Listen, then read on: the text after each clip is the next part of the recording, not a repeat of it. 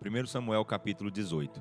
Depois dessa conversa entre o rei Saul e Davi, Davi se encontrou com Jonatas, filho do rei, e criou-se um grande laço de amizade entre os dois, e Jonatas amou-o como a si mesmo.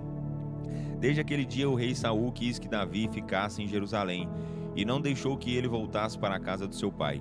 Jonatas e Davi fizeram uma aliança, porque Jonatas o amava como a si mesmo. E para provar o que dizia, deu a Davi a sua capa, a sua túnica, além da sua espada, arco e cinturão. Davi era ajudante especial de Saul, e tudo que realizava era feito com habilidade. Por isso Saul colocou Davi como comandante de seus soldados. Isso agradou a todo o povo, inclusive aos servos de Saul. Quando o exército israelita voltou vitorioso para casa, depois que Davi matou o gigante Golias, as mulheres saíram de todas as cidades e ficaram à beira do caminho para celebrar a vitória e dar vivas ao rei Saul. Cantavam e dançavam de alegria, ao som de tamborins e outros instrumentos musicais. As mulheres dançando cantavam alternadamente. Saul matou milhares e Davi matou dezenas de milhares. Saul não gostou nada do que as mulheres cantavam e ficou muito zangado. Que história é essa? Disse ele. Elas atribuíram a Davi dezenas de milhares e a mim somente milhares? Daqui a pouco vão declará-lo rei. Dessa ocasião em diante, o rei Saul começou a ter ciúmes de Davi. No dia seguinte, um espírito maligno da parte de Deus tomou conta de Saul e ele entrou em transe em sua casa. Davi procurou acalmar o rei tocando harpa, como costumava fazer nessas ocasiões. Porém, Saul tinha na mão a sua lança e de repente atirou-a contra Davi, dizendo: Encravarei Davi na parede com a lança. Mas Davi saltou para o lado e escapou. Isso aconteceu 2 vezes. Saul tinha medo de Davi porque o Senhor o havia abandonado e agora estava com Davi. Finalmente Saul o expulsou da sua presença e o colocou como oficial de uma tropa de 1000 soldados, que Davi conduzia em suas batalhas. Davi continuava vitorioso em tudo que fazia porque o Senhor estava com ele. Quando o rei Saul viu isso, ficou ainda com mais medo de Davi. Porém todo o povo de Israel e de Judá o amava, porque Davi os conduzia nas suas batalhas. Certo dia, Saul disse a Davi: Estou pronto a lhe dar minha filha mais velha, Merabe, por esposa, mas primeiro você deve provar que é um soldado bravo, lutando nas batalhas do Senhor. Porque Saul pensava consigo mesmo: Eu o mandarei lutar contra os filisteus e deixarei que eles o matem, em vez de eu mesmo matá-lo. Mas Davi respondeu a Saul: Quem sou eu e quem é a minha família e o grupo de famílias de meu pai em Israel, para que eu me torne genro do rei? Mas, quando chegou o tempo de Saul dar a sua filha Merabe em casamento a Davi, ele a deu a Adriel, o meolita. Nesse meio tempo, Mical, a outra filha de Saul, apaixonou-se por Davi, e Saul ficou contente quando soube. Aqui está outra oportunidade de ver Davi morto pelos filisteus, disse Saul para si mesmo. Mas para Davi ele disse: Você ainda poderá ser o meu genro, pois eu lhe darei minha filha mais moça. Então Saul deu instruções a seus oficiais para dizerem a Davi, em tom muito confidencial: O rei gosta muito de você e todos os oficiais o amam. Aceite a proposta do rei e torne-se agora o seu genro. Porém Davi lhes respondeu: Como um homem pobre como eu, de uma família desconhecida, poderá casar-se com a filha de um rei? Quando os homens de Saul lhe contaram o que Davi disse, Saul lhe respondeu: Digam a Davi que o único dote que eu quero é 100 de filisteus mortos como vingança sobre meus inimigos. Saul tinha em mente que Davi fosse morto em combate. Quando recebeu o recado, Davi ficou contente por aceitar a oferta de se casar com a filha do rei. Assim, antes que terminasse o prazo, ele e seus homens saíram e mataram 200 filisteus e trouxeram a prova ao rei Saul, para que se tornasse o seu genro. Então Saul deu Mical por esposa a Davi. Quando o rei reconheceu o quanto Davi andava em comunhão com o Senhor e que a sua filha Mical o amava, teve ainda maior medo dele. Cada dia que passava, mais Saul o odiava. Sempre que o exército filisteu atacava, Davi conseguia mais vitórias contra eles do que o restante dos oficiais de Saul. Assim o nome de Davi ficou muito famoso por toda parte. 1 Samuel capítulo 19. Então Saul insistiu com seus auxiliares de confiança e com seu filho Jonatas para matarem Davi. Mas Jonatas, devido à sua amizade com Davi, contou a ele os planos do pai. Amanhã de manhã Jonatas preveniu Davi: Você precisa encontrar um esconderijo nos campos e ficar por lá. Pedirei a meu pai que saia comigo ao campo onde você estiver, e falarei com ele a seu respeito. Depois lhe contarei tudo o que eu puder descobrir. Na manhã seguinte, enquanto Jonatas e seu pai Saul conversavam, Jonatas lhe disse: que o rei não faça mal ao seu servo Davi. Ele nunca fez nada para prejudicar o Senhor. Tudo o que ele tem feito foi para ajudar o Senhor. Ele arriscou a sua vida para matar o gigante Golias. O Senhor Deus deu uma grande vitória a Israel. Certamente o Senhor ficou feliz naquela ocasião. Por que então deveria derramar o sangue de um inocente matando Davi? Não há motivo algum para isso.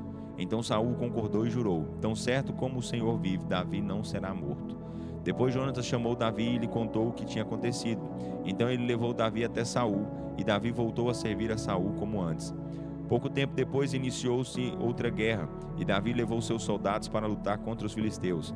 Ele matou muitos deles, e todo o exército filisteu fugiu.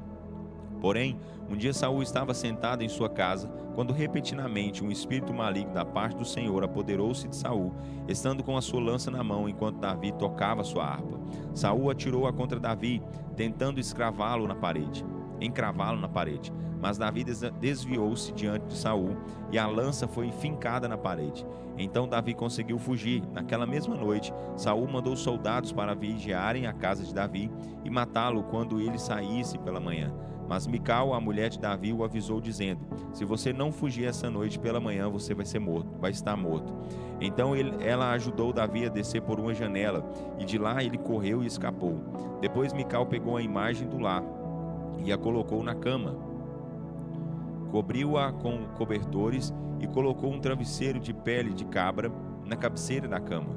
Quando os soldados chegaram para prender Davi e levá-lo a Saul, Mical disse a eles que Davi estava doente e não podia sair da cama. Então Saul enviou mensageiros para que vissem Davi, dizendo: tragam-no aqui, mesmo na cama, para que eu o mate. Mas quando os homens entraram para levá-lo, viram a imagem do lar disfarçado com roupas e o travesseiro de pelos de cabra. Por que você me enganou e deixou que meu inimigo escapasse? Perguntou Saul a Mical. Fui obrigado a deixá-lo fugir, respondeu Mical. Ele ameaçou matar-me se eu não o ajudasse a fugir. Assim Davi fugiu e foi a Ramá, a fim de encontrar-se com Samuel. E Davi contou a Samuel tudo o que Saul lhe havia feito. Então Samuel levou Davi e ficaram em Naiote. Quando contaram a Saul que Davi se encontrava com os profetas em Naiote de Ramá, ele mandou soldados para prenderem Davi. Mas ao chegarem lá, viram Samuel e um grupo de profetas profetizando, e o Espírito de Deus veio sobre os mensageiros de Saul, e eles também começaram a profetizar. Quando Saul soube o que aconteceu, mandou outros mensageiros, mas estes também profetizaram. Então mandou um terceiro grupo, e eles também profetizaram. Diante disso, o próprio Saul foi a Ramá e chegou ao grande poço no lugar chamado Seco. Onde estão Samuel e Davi? Perguntou Saul. E responderam-lhe: em Naiote de Ramá. Porém, no caminho para Naiote, o Espírito do Senhor veio sobre Saul, e ele também começou a profetizar até chegar em Naiote de Ramá. Saul tirou as roupas e ficou deitado o dia todo e a noite toda, profetizando diante de Samuel. Por isso se diz: que é isso? Saul agora virou profeta? 1 Samuel capítulo 20. Então Davi fugiu de Naiote em Ramá e encontrou-se com Jonatas. O que foi que eu fiz? Exclamou Davi. Qual é o meu crime? Qual foi o pecado que cometi contra o seu pai para ele querer me matar? Isso não é verdade, Jonatas afirmou. Tenho certeza de que ele não planeja tal coisa, pois ele sempre me conta tudo o que pretende fazer, mesmo as coisas sem importância. Sei que meu pai não deixaria de falar comigo sobre o assunto dessa natureza. Não pense assim. É claro que você não sabe nada a esse respeito, disse Davi. Seu pai sabe perfeitamente a respeito da nossa amizade. Por isso ele diz para si mesmo: não vou contar a Jonatas, porque eu o deixaria magoado? Mas a verdade é que estou bem perto da morte. Juro pelo Senhor e pela sua própria vida. Então Jonatas disse a Davi: eu farei o que você desejar. E Davi respondeu: amanhã começa a festa da lua nova. Anteriormente eu sempre me assentava com seu pai para essa ocasião, mas amanhã eu me esconderei no campo e ficarei ali até o final da tarde do terceiro dia. Se o seu pai perguntar onde estou, diga a ele que pedi permissão para ir à minha casa em Belém, minha cidade natal, para o sacrifício anual de toda a família. Se ele disser está bem, então saberei que tudo está em paz. Mas se ele ficar irado, então saberei que ele planeja fazer-me mal. Faça isso por mim. como irmão, pela aliança que fizemos na presença do Senhor. Ou então mate-me você mesmo, se eu cometi alguma falta contra seu pai, mas não me entregue a seu pai." "Claro que eu não faria uma coisa dessas", exclamou Jonatas. "Então você pensa que eu não diria a você se eu suspeitasse que meu pai planeja matar você?" Davi perguntou a Jonatas: "Como saberei se o pai estará irado?" "Venha ao campo comigo", respondeu Jonatas, e os dois foram juntos para lá. Então Jonatas disse a Davi: "Prometo pelo Senhor, o Deus de Israel, que a esta hora, no dia seguinte, falarei a meu pai a seu respeito e imediatamente farei você saber o que ele pensa. Se meu pai quiser fazer-lhe mal, então que o Senhor me mate se eu não contar a você, para que você possa escapar e viver. Que o Senhor esteja com você como esteve com meu pai. Se eu continuar vivo, cumpra a sua promessa de demonstrar a bondade do Senhor para comigo. Mas se eu morrer, trate a minha casa com bondade, depois que o Senhor tiver destruído todos os seus inimigos." Assim Jonatas fez uma aliança com a família de Davi, dizendo: "Que o Senhor vingue os inimigos de Davi." E Jonatas fez Davi jurar de novo, desta vez pelo amor que Davi lhe dedicava, porque Jonatas amava a Davi como a si próprio. Depois Jonatas disse a Davi: "Amanhã eles vão notar a sua ausência na festa da lua nova, quando o seu lugar à mesa estiver vazio. Depois de amanhã, todos vão perguntar por você. Por isso, vá ao esconderijo onde você esteve antes, junto à pedra de Ezel. Eu sairei e atirarei 3 flechas para o lado da pedra, como se atirasse num alvo. Então mandarei o moço trazer de volta as flechas. Se você me ouvir dizer a ele: 'As flechas estão deste lado, traga-as para cá,' então saberá que tudo está bem e você poderá vir. Tão certo como vive o Senhor, você estará seguro. Você não precisará temer coisa alguma.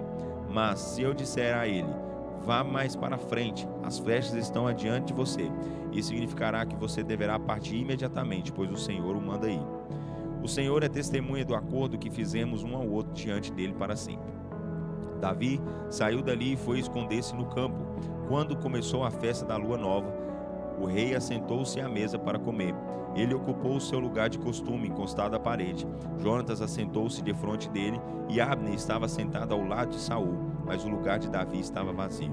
Saul não disse nada naquele dia sobre a ausência de Davi, pois pensou: deve ter acontecido alguma coisa a Davi, de maneira que ele não teve condições de participar da cerimônia. Com certeza ele está impuro. Mas, quando o seu lugar ficou vazio também nos dias seguintes da festa da lua nova, Saul perguntou a seu filho Jonatas: por que motivo o filho de Jessé não veio participar da refeição, nem ontem nem hoje? Ele me pediu com insistência se podia ir a Belém, dizendo: peço que me deixes ir, porque a nossa família oferecerá sacrifício na cidade, respondeu Jonatas. O irmão dele exigiu que ele estivesse lá, e Davi me pediu licença para ir, como um favor muito especial, de maneira que eu lhe disse que podia ir.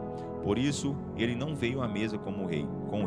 Então Saul ficou muito irado com Jonatas e disse: seu filho de uma mulher perversa e rebelde, pensa que eu não sei que você quer que este filho de Jessé seja rei em seu lugar, para a sua própria vergonha e para a vergonha de sua mãe? Enquanto o filho de Jessé viver, você nunca será rei. Agora mande buscá-lo e traga-o a mim, pois ele deve morrer. Mas o que ele fez? Perguntou Jonatas. Por que ele deve morrer?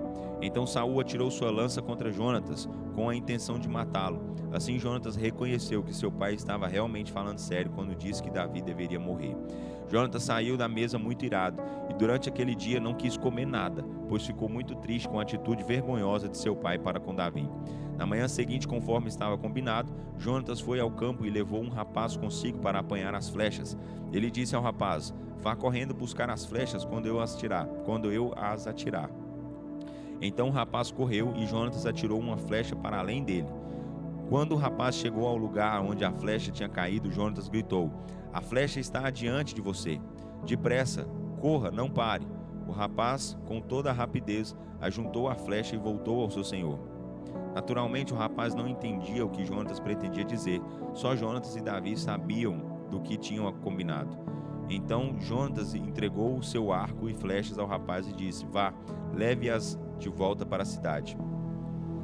Assim que o rapaz voltou, Davi saiu de onde estava escondido, perto do lado sul da pedra.